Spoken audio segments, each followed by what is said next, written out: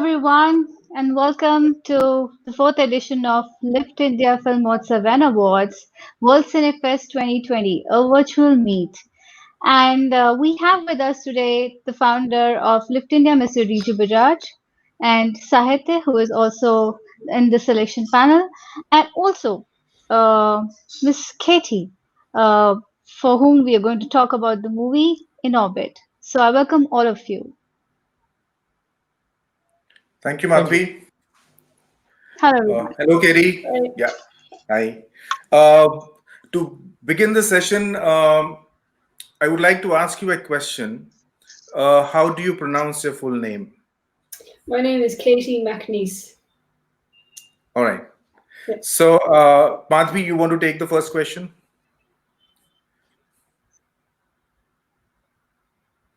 Madhavi? Absolutely okay. I just love the movie and I just want to know, yeah, I'm audible to everybody. Yep. Yes. Yeah, I'm here. Okay. I think there's a lag on your end. So, just want to ask you, is it so? You cut out there for just a second. I missed Give the me a start of your moment. question. Give me a moment. Madhavi, you can repeat the question. Yeah.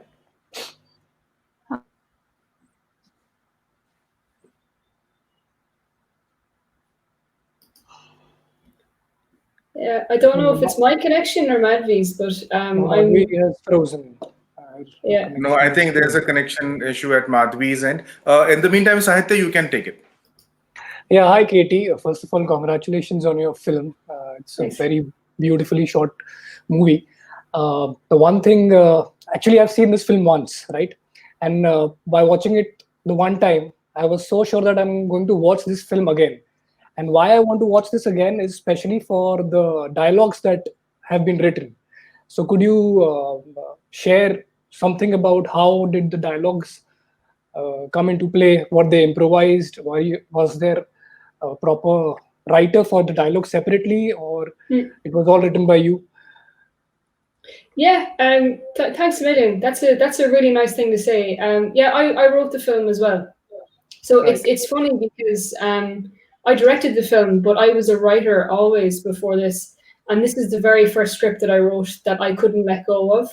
So I ended up directing this film purely because I got so attached to the script and I loved it so much and loved writing the characters so much and exactly what they were feeling and what they meant, that it ended up completely changing my career and let me become a director, which is fantastic. So what I tend to do as a writer is to use screenwriting competitions and festivals to set deadlines for myself and to sit with the script for at least a year before giving it to anyone to film, or before at this stage now, like, consider filming it myself. And I think the reason that happened is because this is a very personal film, even though I'm only 30 years old. What I wanted to write about was the effect that it has on your entire life, being LGBTQ, when your identity is slightly different than everyone else's, and you live in a time and a place where that's not acceptable.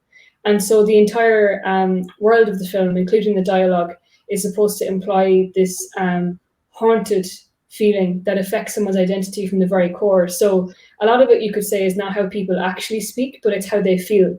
And that's really important. And as you see from the film, there's like the skies have been changed and there's kind of a sci-fi element to it as well.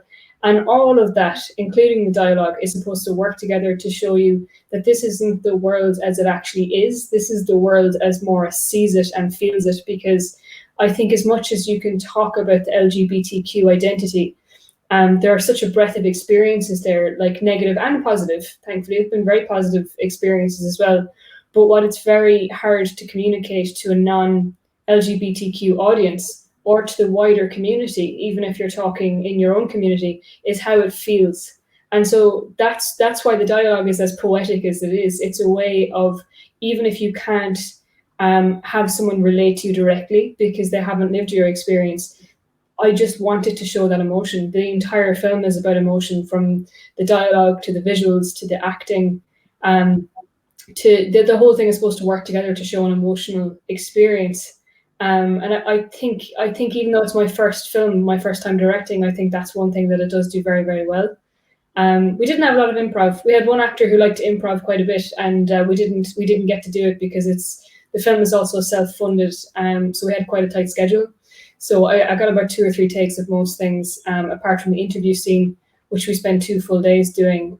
So it's pretty close to the script as it was finished. I did have to cut a few scenes, which was heartbreaking, but the film is 17 minutes as it is, and if I had left the script the length that it was, I would have ended up with nearly a feature film. My first cut was nearly 40 minutes, which is just insane, and I wouldn't have been able to do any festivals. Also, that you've set the film in a sci-fi kind of a zone, and you've added futuristic elements to it. At any given point, did you have that apprehension that those elements might distract your viewer from the core emotion of the movie? Because actually it doesn't. Yeah, that's the thing. See, yeah, that's it. It's striking a balance too. One of the scenes I cut had a lot of visual effects in it, and one of the reasons I cut that scene was because it was just too much, and it became too much about the visuals and not about like what she was actually feeling. So when I had to cut the film down, I cut it in half basically, and when I cut it down, I got rid of anything that didn't work toward creating that emotional experience. Because that's I always come back to that emotion. That's everything for me in this film. And I think the reason that the VFX actually works towards helping that is because in showing the time difference, it also reminds you again and again that this isn't just about this woman in one day or 1 year or one interview. This is about this woman's life. And so being it's sci-fi is kind of coincidental. I didn't set out to direct a sci-fi film. Like I like watching sci-fi. I didn't particularly think of myself as writing one until I was finished, and just out of absolute necessity, I had to set it so that it was, there was this 40-year gap in the middle. And then everyone started writing these great reviews about this sci-fi film I had written and directed, and I thought, what? I don't do sci-fi, I do drama. But I mean, it's fine. I don't mind that. And I had to learn how to, do the holograms or the mindgrams as we call them, and teaching Ani Marie how to open her hand and put it out and everything. It was a really cool experience, directing with VFX in mind. Like, would I recommend that you do it for your first film? No, because it's really difficult. Like, we had a problem with the footage at some point. It was just some weird technical thing that happened where it should have been 32 bits and it was actually 8. So even though it shot beautifully, in fairness, the information just wasn't there to just click a button and rotoscope around like Ani Marie's hand or anything like that. That window in the interview scene is not there. It's this horrible looking roof in the office building that I work in, and there's a guy standing outside the window holding a clamp with a backdrop behind his head. So when you're watching the film, before the VFX were there, all you could see were his legs outside the window. And then because of this problem with the footage, it meant I had to trace around Ani's fingers, frame by frame by frame by frame, and her fringe and her hair.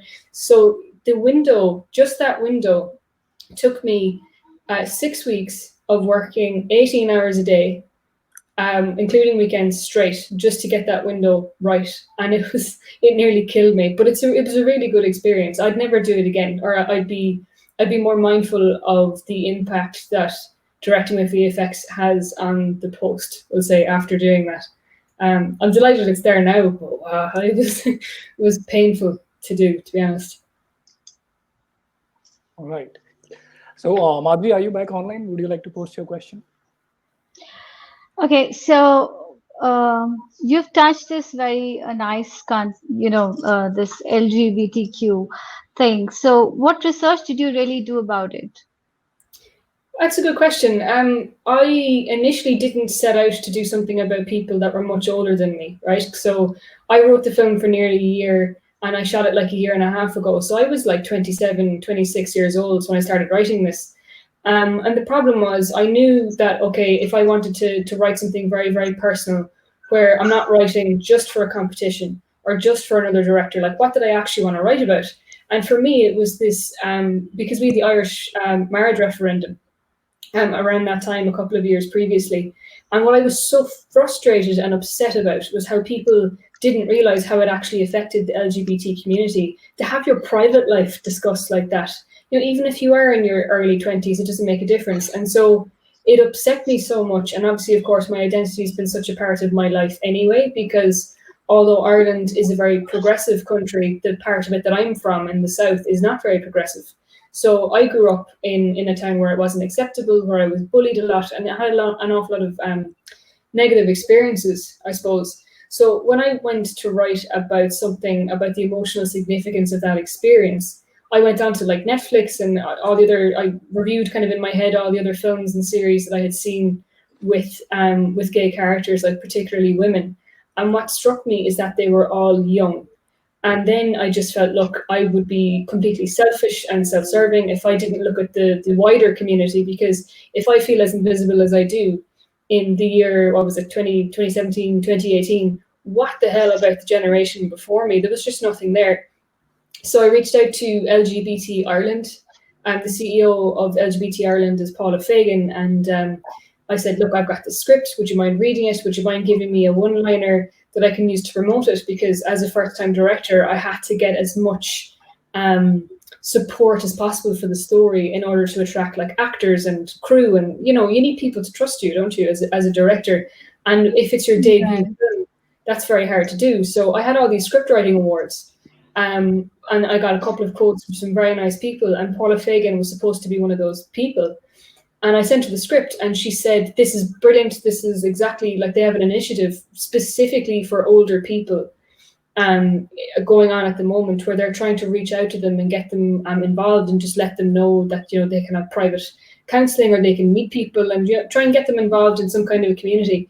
And she said, like, there are people living in rural Ireland in secret who are still not out, in like their 60s, their 70s, their 80s, who, like, they've never been in a relationship. They've never had the opportunity to walk into a bar or something and speak to someone openly. They've never been able to speak about this with their friends or their family, or they could be isolated for the rest of their lives. And there was something about that I found really haunting and unforgivable and just so upsetting. And I think after having that conversation with her, because I was tweaking the script constantly, like I was writing it for over a year, an awful lot of that sadness and the potential for sadness made its way into the film, because my character Maura in the 2019 footage gets to a point where this woman that she's met is leaving for a job, and her choice is, do I go with you or do I leave my life? Like, am I worthy of love, or will I just stay in this loneliness because it's so familiar?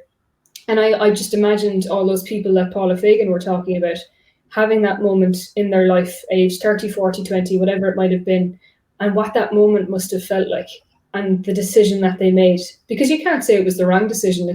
You can call it brave or whatever, but some of the hardship that people like us have had to go through, particularly in times before us, like, I mean, what little prejudice I put up with is nothing in comparison. So that was my research, and I watched as many documentaries as I could, and I've met lots of older gay women since at screenings and stuff, and they've been really lovely to talk to, and just to listen to their stories is just crazy. I mean, even the ones that did come out and that have endured it and are very positive can just tell you about some of the things they've gone through. It's life-changing. It's completely changed my perspective on how we talk about being gay now, even. Very prolonged, but very up to the mark, kind of a research you did, and very good projection you have done in the movie. And also, I wanted to know about the title. What struck your mind to keep this title?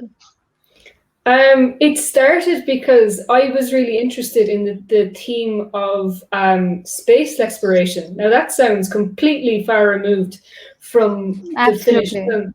Yeah, so it's funny because there was something about that sentiment that I couldn't let go of. There's this amazing Irish documentary called The Farthest. I don't know if you've seen it. It's directed by Emer Reynolds. It's a fantastic film. And what they did was they interviewed the original team, like, who were involved in the launch of the Voyager, because it had been like 40 years. So that's also where the 40-year gap comes from. And they interviewed these people who are now in their 80s, the same age as Maura is in the interview scene, about the greatest thing they'd ever achieved, and they were so overwhelmed and so emotional. And there was something about that. I was like, when I watched that, that's where the first idea for the interview scene came from, because it appealed so much to me on an emotional level, because when you're growing up and your identity is hidden, or it's something you're constantly attacked over, or you feel like you're in your own world and you can't talk to people, going out into the world, it is kind of like going out into space, into the unknown. It's dangerous, it's exciting, it's new. And then when you finally accept yourself, it's like going into space again. You're on this amazing, it's a voyage, like there was a woman in NASA whose job it was to sit in front of the monitor and watch the pictures of this planet come into view. I think it was a Jupiter, whichever one of them it was. As the Voyager was passing it, it would take pictures every, few minutes. And she realized, sitting at the desk, that she was the first person ever to see this, the first human ever to see it. Yeah, and I just felt there was something like, that moment where you fall in love for the first time and you kind of go, oh, wow, okay, this is it. So that's kind of where the sky comes from, in a sense. That's actually a nebula. Like, that's a real thing, that dust cloud in the background in 2019. Because I wanted to emphasize, not only is Maura trying to go and discover all this stuff about herself, she also feels trapped in her own world before she does. So the title In Orbit comes from someone who feels like this is the world and they're just orbiting around it and they're not actually part of it. But also, like, your eye, like the themes of like visibility and sight, like how you see yourself, how you look at the world, your emotional perspective on things, like your eye is in your orbital socket. So ultimately what Maura needs to realize is that although she looks at the world in a certain way and at herself in a certain way, that's her perspective and she's got the power to change it if she wants to. And that's why the sky changes color in the scene where she decides to go with Amy, because as she changed her view of the world, it did actually change around her. Does that make sense? Yeah, Yes, absolutely. She took her own orbit. Yeah. Yes. Yeah, that makes sense. But yeah, and things go around. That's also the thing. I mean, the emotions. It's nothing is. You think that it's changing, but it's actually not changing. So if I may button here, Madhavi, I would like to know, did you visualize the VFX parts at the time of writing, or was that an afterthought? They were definitely part of the writing. Like with the holograms and with the mindgrams, as I call them, because it's like a little ounce of your mind. That's where that word comes from. What Maura is actually doing is she's answering questions like, how did this feel? What was it like being in school? What was it like growing up? What was it like working? And even because with LGBT people, what you find often is your history is missing. They've been written out of history. They don't exist, or they're told not to record their stories, or someone will say, no, there are no gay people in my family, even though your aunt or uncle is clearly gay and just can't say it, And so what Maura is trying to do is she's saying, I can't tell you, but I can show you. That's one of the lines. And what she does is she shows him these heartbreaking images of history that he should recognize, like people whose homes have been bombed, people who are devastated, people who don't understand what's going on around them, So the mindgrams are done on purpose, because when you don't have your own history, you have to borrow it from other places, and it's quite unfair. She shouldn't have to do that, and that's why. And it might not be obvious the first time you watch the film. That's why she resists using the mindgram. He's asking her to do it, but she won't do it. That's kind of something maybe that would only be more obvious to older LGBT people, because it's a film, as I said already, that I wanted to land emotionally with everyone, not just this niche audience. But I think that's something in particular that people of that character's age might recognize and that might sit with. Yeah. Coming back to Madhavi's question about the In Orbit, why the title, what also the image is created is, which when we watch the film, that's what we feel, is that you have deliberately chosen both your principal actors to sit in one place and talk. And as they're talking, the things around them are moving. Either they're going back in the past or the present and discussing, and the world is moving around them. So I guess that is also quite metaphorical or symbolic about the title that you have chosen. Sure, yeah. How did you cast your principal actor, the person who plays the older age group? It's funny because she was one of the last people to come on board, but she's perfect. I mean, she's so talented. Anya Nivari is her name. It's an Irish name. She's a prolific stage actor, and she's done lots of TV and stuff in Ireland. And now that she's that bit older, she kind of does shorts, and she's got smaller roles on really lovely TV shows. Like she's in a few now on Netflix. I can't think the title of anything, but they're really, really good. The day I cast her, actually, I saw her in the TV show with Sean Bean. I said, "Oh my God, there's my actor on TV." I wasn't expecting to see her. She's in lots of things if you look out for her. But I actually started with Claire Loy, who plays younger Maura, because the thing is, I was shortlisted for a screenwriting award in London Short Series in Covent Garden, and I had to do a live pitch. And I thought, I'm scared, I don't want to do that. That's awful. But obviously, if you want to be a professional writer and director, get over it. You have to learn how to pitch. So because Ireland and England obviously are so close together, I said, you know what, I'll fly over, I'll do it. This is pre-COVID, obviously. But then I knew myself, just from experience and from being a journalist previously, before becoming a filmmaker, that if I had something visual to show, my pitch would land a lot better, basically. So I cast Claire Loy as younger Maura, looking up at the iconic building, because to kill like two birds with one stone, I also needed to test the VFX. I needed to know if it was going to work, how easy it was going to be. You know, I didn't want to gamble having an entire crew there and having to pay them, and then shooting the scene and go like, oh God, you know, it doesn't actually work. This isn't usable because it's such an important scene in the film. So I cast Claire first, and then I was on different agencies' websites and stuff in Dublin, and I was looking for the wider cast. You know, like there aren't that many characters in it. You've got the interviewer, older and younger Amy and Maura. That's it. And I was scrolling through this page, looking in particular for the younger character of Amy. I saw this woman and I thought, hang on a second, is this Claire Loy's mother? Like, who is this? And I scrolled back up. There's Anya Nevery with the lovely eyes shaped in the same nose as Claire. And I thought, these two look too alike. I'd be crazy not to approach this woman. And I did. And she's the first person I approached for the role. And she was perfect for it. Absolutely perfect. So I think in a coincidence, I ended up casting her almost by accident. I'm not too sure if I had started with older Maura, if she's the person I would have landed on first. But because I had Claire already attached and they look so alike, it was just this wonderful, happy accident. Like Anya's gotten a few awards herself for her performance. Like what she's done for the role and for the film is just brilliant. Coming on to her, the facial contours, did you work on her makeup on her face with the contours, or they're natural? Anya's fairly natural. We did age her hair quite a bit. Like Anya's got this lovely brown tone to her hair. So Shane was the makeup artist, actually had to dye her hair like grey temporarily. And then the rest was just very, very minimal makeup. I don't like too much makeup on actors, to be honest. Even the younger actors in 2019, they look pretty natural. Like one of them had a cut on their lip one day and we're going to cover it. And I said, no, leave it. That's natural. Like you look like real people, which was really important. Since your script is very visualistic in the sense it requires a lot of visual wizardry and expertise.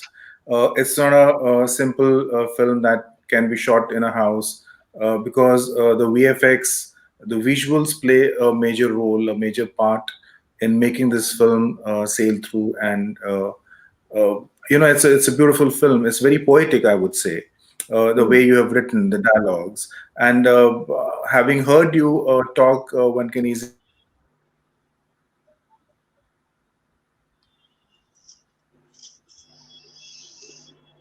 I think you're frozen.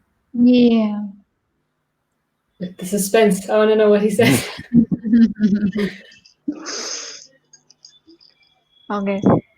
I think probably what he's trying to say is that your film has a very universal appeal to it, and despite it is talking about a section of people, most of us can connect to it. And I mean, the whole thing of being visible is something that I personally have felt that emotion, and so I could really relate to your characters and your writing, and especially your dialogues. Brilliant. Yeah, that's great. That's great to hear, because I mean that's something I think is really important, is that like we you know, we are minorities in so many ways. Everyone has felt on the outside at some point, whether it's for your like your gender or your sexuality or like what religious beliefs you have. You know, like Ireland has a history of war, of civil war, of being taken over by the UK. You know, I mean and we all feel very strongly about different things. Oh, hello. We, Okay. yes, hi. We had a technical glitch here, although you guys were talking, but it wasn't recording here.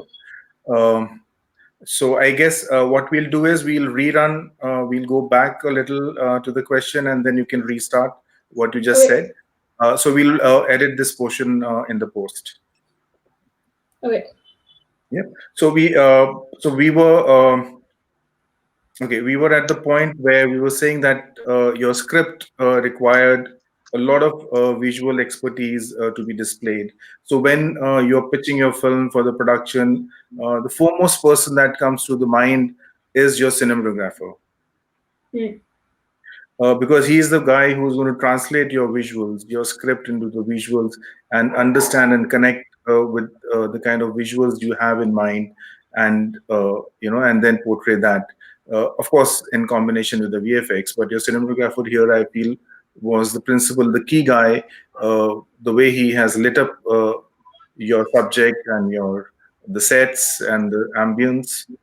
Uh, so, how did you get your cinematographer to work on this film? Did you know him, or you had worked with him earlier, or it Yeah, was I the had first time? a female cinematographer actually, Yarrow Right. Veldek, and I worked with her. I was a first AD, just a favor to a friend on a music video that she was on, and I asked her to do it. And I think the problem from the get go was like, how the hell do we approach this? Because like I'm a very experienced producer. I produce in my day job. I've been producing for HMH for nearly 3 years now. I'm a senior producer of animation and live action for the US education system.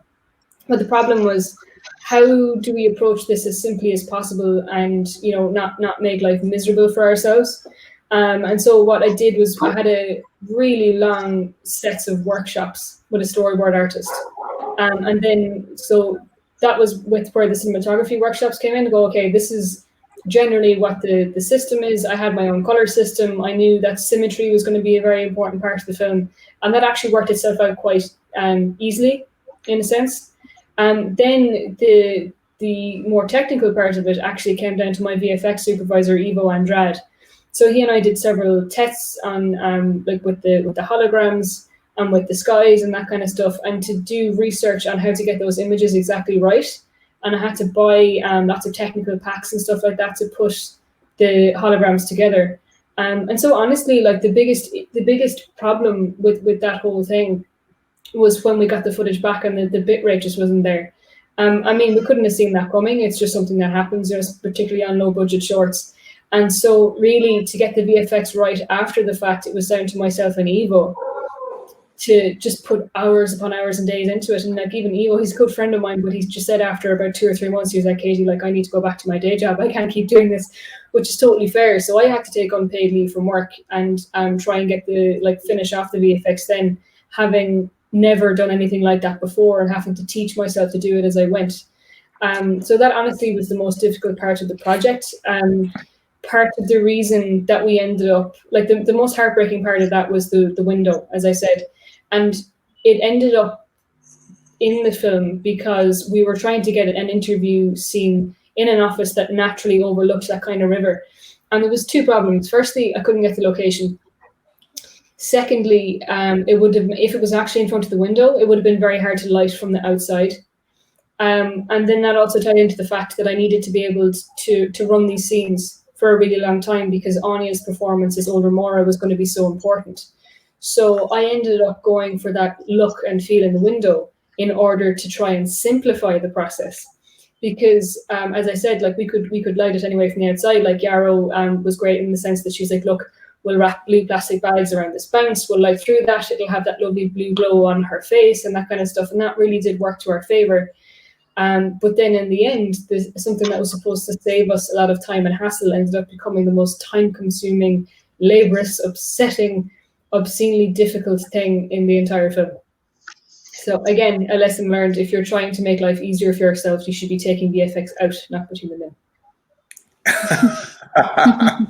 I would say it's on the contrary, it's best, because I think if it's your first film that you've turned, which you've written and you've directed, and you have run a gauntlet of putting VFX in it, that's what is getting you the accolades. I mean, that's what is It's working it's for this film. it's So best I to learn guess. swimming in deep waters. Absolutely, Sorry? Like Spielberg once said, that the best way is to make the film yourself the way you want it to. Yeah, So, no, yeah, it's been like a life-changing experience, definitely. Like as you said, a lot of people for their first film, they shoot it in one house with like a camera phone or something like that and two people, and that's brilliant. That's fine. But like I was at a stage where I'd been on the outside looking in at the filmmaking world for such a long time that I knew I had to do something really, really big and make a statement, and just suffer through it for a year. I had great fun too. Don't get me wrong. I'm making out to be very stressful. It wasn't. I had great fun doing this. Um, but at the same time, I think you've got a choice of like, you either go ahead with the really, really simple stuff and do it, 5, 6, 7 times, and then hope you get the funding, or you do one huge film, gamble everything, hope it pays off. And like, I am getting shortlisted for funding now. I've attached funding to 2 more films this year, despite the lockdown. So it has worked. But I would caution anyone who's thinking of doing it themselves, like, make sure you plan it to a T, because if you put all your money into a film and it doesn't work, it can be very disappointing. And just set yourself up to do the best film that you can, basically. absolutely, and all the best to you, Katie, because I feel you've made a marvelous film. It's a beautiful film. It's worth a watch. It's I have seen it umpteen number of times, to be very honest. I Oh, just enjoyed it. Each time, first I saw the film for what it was. I again saw the film for the dialogues, because they're poetic. You have beautifully worded the dialogues. They just flow. The thought, they're so articulate and they're so poetic. I mean, and romantic, of course. And then I saw it for the VFX, for the camera, the way it flows. I mean, it's a beautiful love story. It's a beautiful, it doesn't matter what gender we are talking about here. It's the emotion which connects. It's love. It's romance. It's desire, that to be loved, something like that. I mean, that's the message that we get, and it's a very unusual film for the LGBT category, and the fact that you didn't make it preachy, because most of the LGBT films tend to get very preachy, and they tend to get in a zone of self-pity. Uh, that's something which is very remarkable about this film, that you didn't touch that area. That's the thing, and that I'm repeating myself again, but I think if you're making an LGBT film and you genuinely want to show the experience and you really want to show the emotion, there's no point in alienating everybody who doesn't understand your experience, And I think that's why the word gay isn't mentioned in the film. She doesn't talk about the fact that she's gay. She doesn't need to. It's not the most important part about her. She's a very compassionate, very emotionally aware person who's trying to look after her dad, who misses her mom, who is trying to do the right thing by this partner she's found. It doesn't matter that she's gay. I mean, it has an effect on her, but it's not the most important thing about any person, I don't believe. Exactly. I'm very curious to know, since you mentioned that before turning filmmaker, you were into journalism. So I would like to know a bit about that, and what made you switch from journalism to films. Well, I was working for the Irish Film and Television Network, so it was purely for film and TV. I was working before that in a design studio. I was trying to get experience with design software and stuff like that, because that was a very creative job. So I was writing a lot of technical stuff, more like user experience, like for websites and apps and user testing and that kind of stuff. And I was just trying to inch my way into some kind of a job where I could be a little bit creative. And then I got promoted in that job. And it was getting very serious, and it was taking a lot of my time. And I had to kind of pause for a second and think, okay, I'm 24. I still haven't made my first film. I graduated from college a few years ago. What am I doing? And I called up the Irish Film and Television Network which also like it's not exactly the same thing, but there's some crossover between that team and the team that run the Irish Film and Television Academy, like IFTA. And they were looking for an intern, like an unpaid intern. And part of what that intern would be doing would be helping on the news. And I thought, well, this is a great way to like figure out, you know, where to get funding and who is who, and you just really insert yourself into an office where all they're talking about is Irish film and Irish TV and who's actually working in it, because that's the stuff you need to know to kind of break into it. So I rang them anyway and I said, listen, I'm very interested in applying for this job, but I can't do it unpaid. And ended up getting a meeting with the woman who runs the office, and she agreed to match my salary from the studio. And then I worked there for 1.5 years. Which was great. I mean, it's a very nice person, you know, like it was a very tough job, very full on, lots of working weekends and workshops, and I had to do a lot of social media. But the thing is, like, from working on the Irish Film and Television Academy Awards and from writing the news, I got to know the industry inside and out. I got to interview filmmakers and actors, and you hear a lot of stories about things going wrong, like the VFX in my film, for instance. Like there's nothing wrong with them. I'm very happy with my film, but it was very difficult. And you hear those kinds of stories a lot. And it's great because you get all those kind of lessons learned kind of out of the way very quickly. And you get to learn what the funding schedule is for like different, like in Ireland, it's fantastic. Like we've got lots of regional funds in different counties where you might get €5,000 to make a film, or 10,000 or 12. And then there's more specialised funding from the likes of Screen Ireland, who have a short film scheme that actually gives 4 short films a year, €50,000 each to make a short. And you get to learn all the steps you have to go through to make yourself eligible to even apply, never mind get shortlisted for it. So part of why I wrote and directed In Orbit was to get the credit, to be able to say, listen, I've done this before, it's done really well, now I'm applying. So I got my first application in this year for funding from Screen Ireland, and that was a huge step for me as a filmmaker, but I wouldn't have been in the know about that if I hadn't been a journalist first, you know. So it's a very kind of roundabout way of getting into filmmaking, but it works. I kind of bided my time and waited and then made my film when I was ready. Yes, well, I mean, that's what sums up the title of our festival, which is Lifft, Lifft. So the I here stands for illusion and information. So when we say information, that's the journalism, that's news, that's reality, you know. And we have a lot of filmmakers who do come from the journalism background, or who are making films which are sourced out of some news elements, or the reality, or based upon reality kind of thing. So the information plays a major role in filmmaking. So which is why this name, when we coined as Lifft, is literature, illusion, information, film, frame, TV, and theater. So it encompasses all the allied arts and all that it takes to make a film, because a film cannot be made without these elements, a bit of them all. So that's what sums up this name. So it's brilliant and very lovely talking to you, Katie, and I'll leave the show to Madhavi to do the rest and give it a perfect ending. Brilliant. Thank you so much. Yeah, I just want to wish you all the very best. And well, when it comes to information as journalism, it also has I stands for imagination. Of course. Yes, That that's stands for the creative. imagination.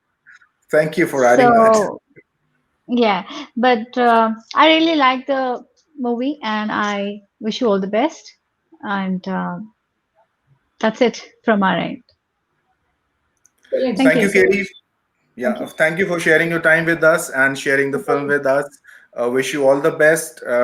Hope we see you on the 25th of December. Brilliant. Thanks very much. Thank you. Thank you so much. Bye.